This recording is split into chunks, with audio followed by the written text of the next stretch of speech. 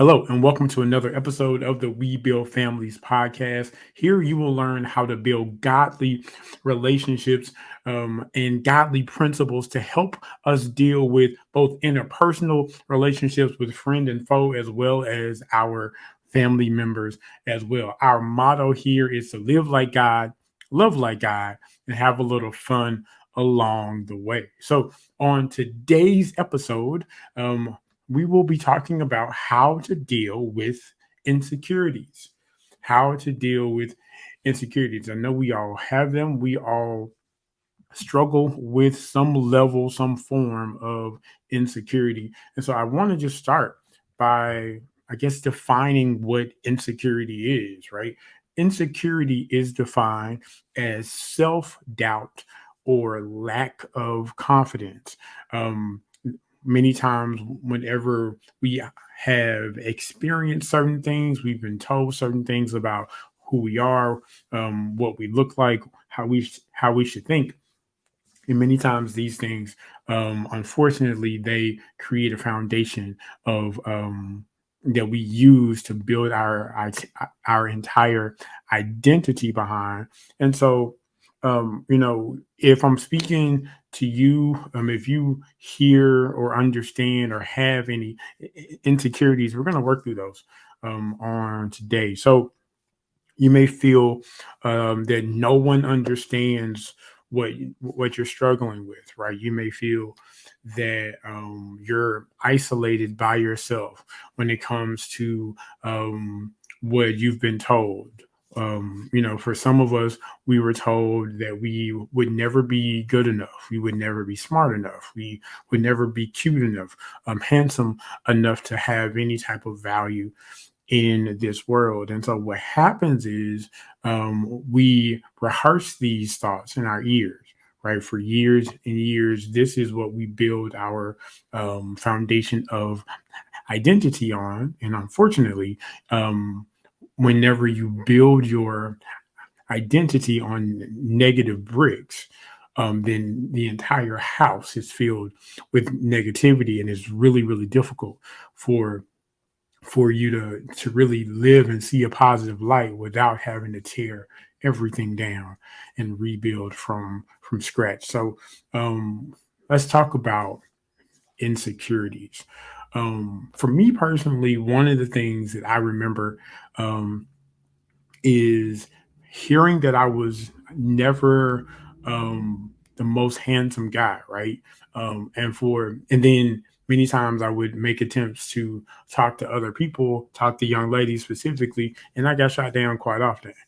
And so what that did for me is that it really built up this low self esteem and a thinking that I wasn't really worth much because I put all of these rejections, all of these attempts at being a normal person, right? Every time somebody said no, I really took that to heart.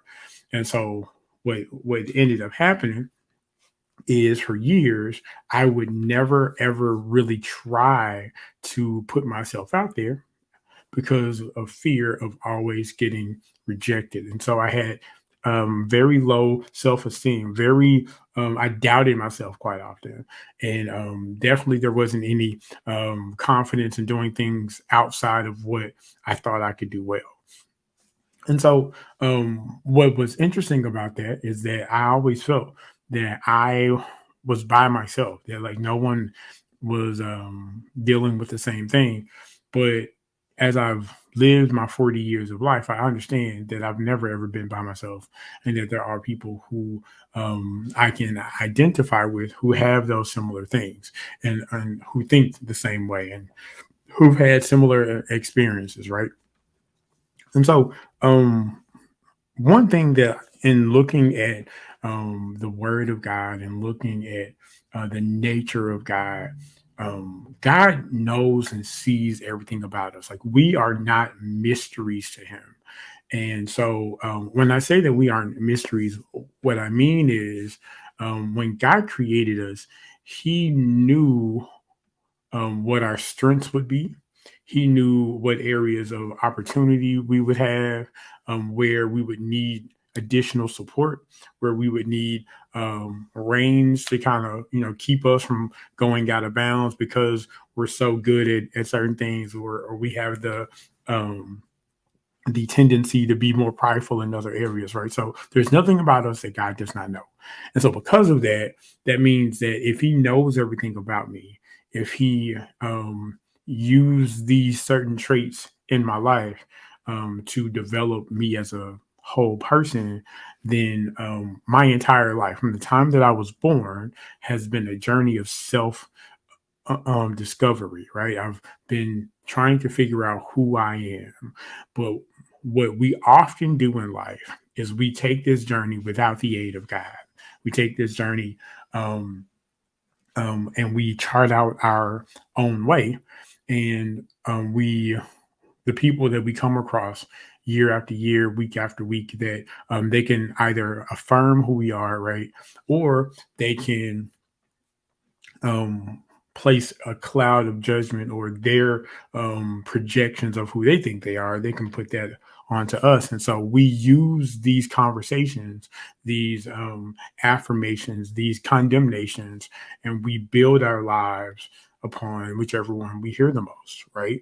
And so, like I mentioned, we our entire life is a journey of self-discovery, and so it's key that we involve God along the way, because again, he's the one that created us. He knows everything that's in us, and so because he knows that, he can guide us into the perfect interaction, these experience that will cultivate the person that he originally intended us to be. We just have to trust that his journey is going to lead us in the place that we need to be.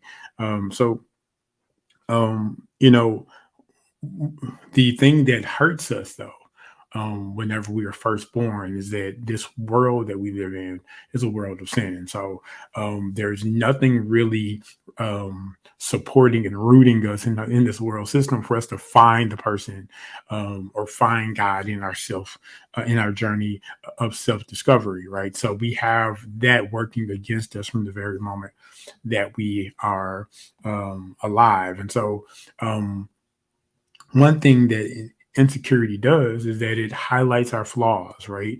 It highlights our deficiencies. We often think, you and I, we often think that our flaws are the have the most exposure, right? And so many times we hide those things, right? We don't really address them. We know that we have these areas that we need to look at and need to work on, and dedicate time and resources to. But many times, again, because they are embarrassing, they cause a lot of pain and a lot of hurt, we sweep them under the rug, thinking out of sight, out of mind, and obviously that never, ever, ever um, does anything.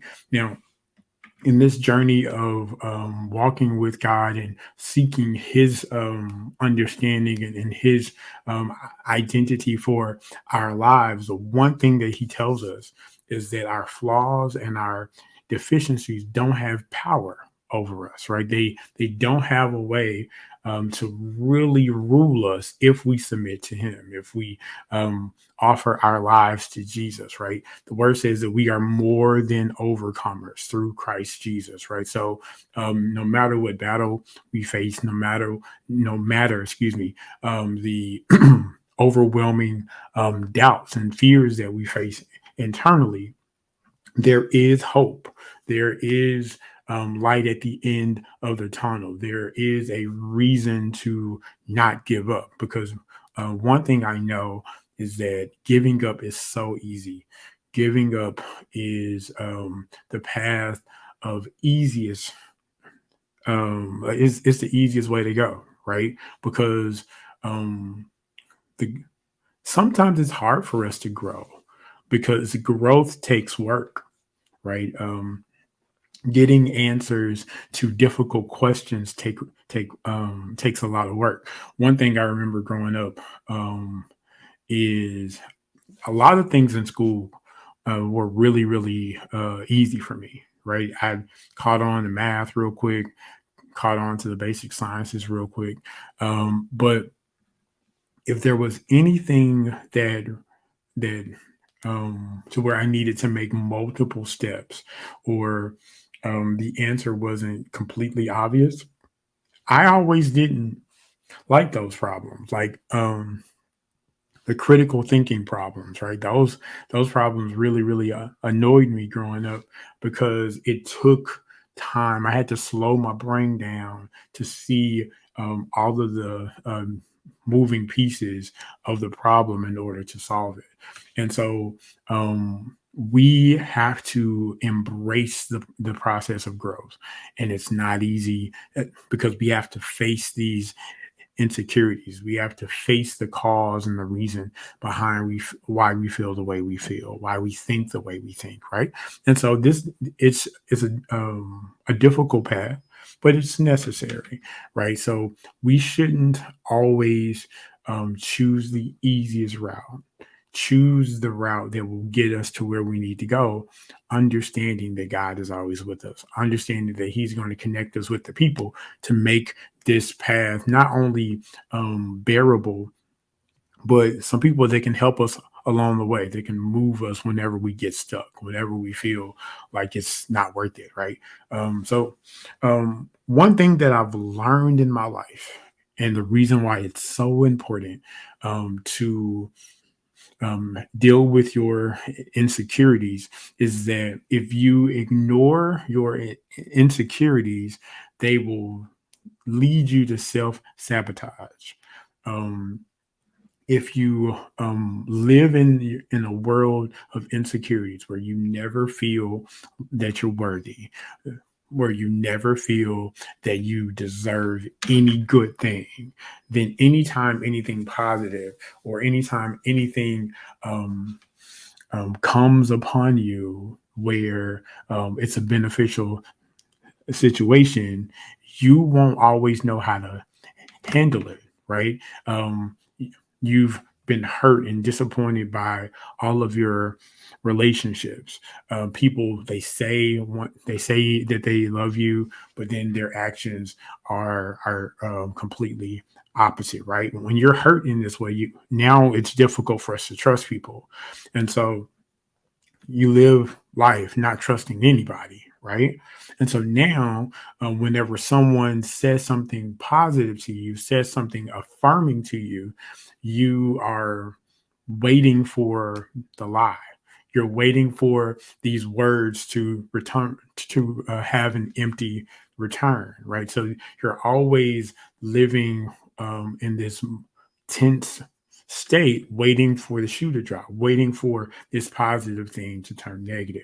And what that does is we self sabotage the goodness, because God will send people in our lives to show a more excellent way, to show that that not everyone is a dog, that people can be trusted, that people are genuinely capable of love. But if we don't handle our insecurities, we will ruin any good thing that God tries to send our way. So, insecurities, um, we have to deal with them. And so, let's talk about three ways, real quickly, how we can overcome insecurity. All right. The first way is to think better and higher.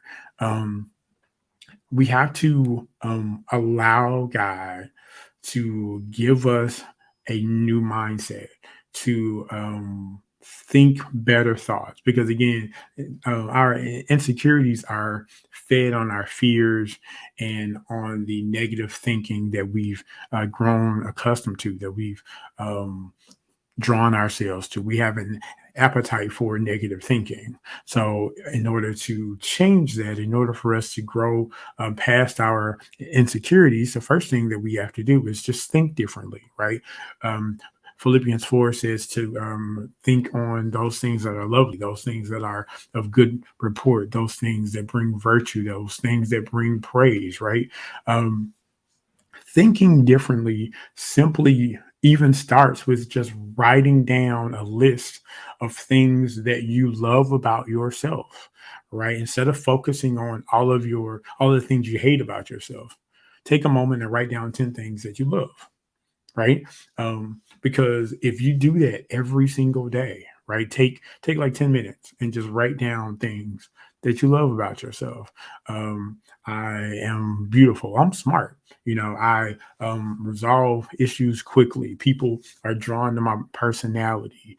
Um, you know, my I have a mother who loves me. I have children who love me and depend on me, and they always see me as a positive person, right? There's always something good in our lives if we just take the scales off so that we can see them clearly. Because many times the good things in our lives, we we're not always able to recognize them because our lenses are filled with negativity. So restart your journey today with your thoughts, with positive thinking, with positive affirmations. All right. And then think about those things that are above, right? Read your word, add a prayer regimen into your life so that the word of God and the mind of Christ can now be your starting point in how you see yourself and also how God sees you. All right. So the second thing that you would need to do, that we need to do, is adjust your frequency. Um, Adjusting your frequency means to fine tune your ears for positive speaking, right? So examine what you are listening to, examine the conversations that you're having, right? See if the people that you are speaking with build you up or if they tear you down. The music that you listen to, right? Is it encouraging you, or does it cause negative flashbacks to moments whenever you had low self-esteem, right? Um, this is really important, especially in either establishing new relationships or ending toxic relationships, right? People who always focus on the worst parts of you, those are the people who, no matter how much they say they love you, or even if they show these positive traits of love, if the majority of your conversation is negative toward you, and if they feed your insecurities and they're never affirming anything about you, then you may want to consider cutting that person off, because that is a frequency that you're used to. It's your default system, right? So you have an ear that's attracted to the negativity, and in order to shift that, in order to change that, you have to adjust the frequency, go from the AM dial to the FM dial, right? Positive thinking, positive conversation, and have the difficult conversations, like be bold and say, you know what, I don't need to talk to you for 6 months, or we just don't need to talk at all, because every time I talk, you never have anything positive to say. Okay. All right. So, and then the last thing that you would need to do is repeat. Wash, rinse, and repeat. Do this every day, right? Make it a part of your regular routine.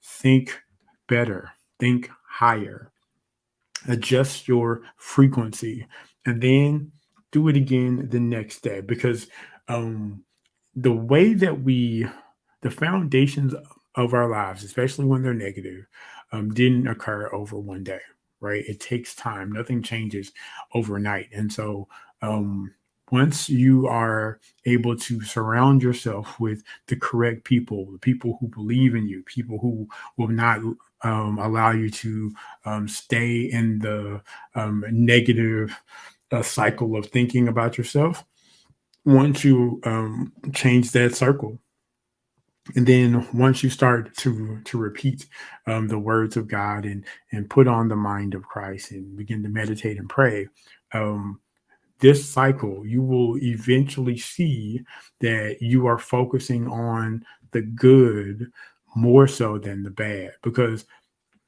life is fluid.